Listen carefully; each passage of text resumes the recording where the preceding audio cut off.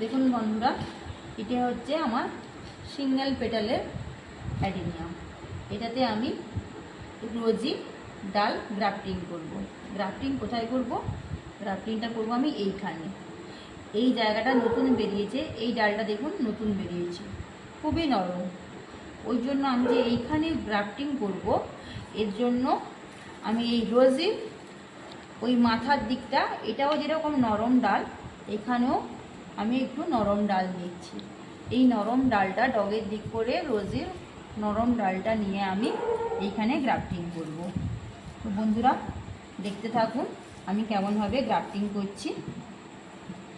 এই যে আমি এইখানটায় আমি কেটে দিলাম, কেটে এই যে আঠাটা বেরোচ্ছে, এই আঠাটাকে আমি ভালো করে মুছে নিলাম।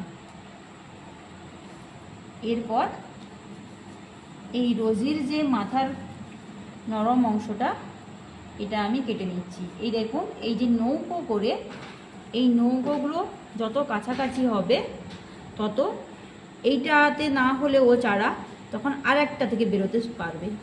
ওই জন্য যাতে কাছাকাছি এই গাঁটগুলো থাকে, ওই গাঁটগুলো দেখেই আমি কাটবো।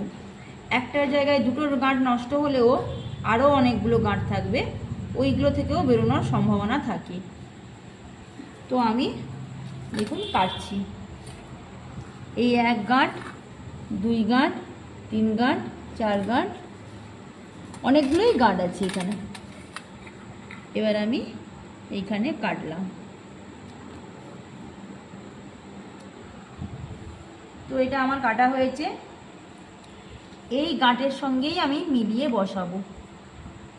দেখতে পাচ্ছেন, এই গাঁটের সঙ্গেই আমি মিলিয়ে বসাচ্ছি। এইখানে একটা গাঁট আছে, এই গাঁটের সঙ্গেই আমি মিলিয়ে বসাচ্ছি। তো এর মাথায় আমি কি করব, একটু হলুদ গুঁড়ো লাগিয়ে নিচ্ছি, বা কারোর কাছে স্যাপ ফাঙ্গিসাইড থাকলে ওই স্যাপ ফাঙ্গিসাইডটা লাগিয়ে নেবেন। তো এবার আমি এইটাকে জোড়া দিচ্ছি। এই যে এইখানে এর মাথায় বসালাম, এই গাঁটের সঙ্গে এই গাঁটটা মেলালাম। এই যে নৌকোটার মতো যেদিকে থাকবে, এই নৌকোটাকেই বসাতে হবে, এরকমভাবে নৌকোটা থাকে।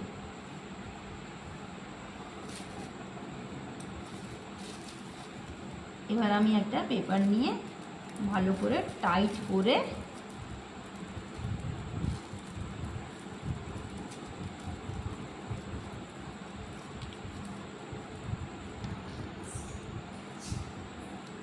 এই গার্ডার দিয়ে করলে একার পক্ষে সম্ভব হয়, কিন্তু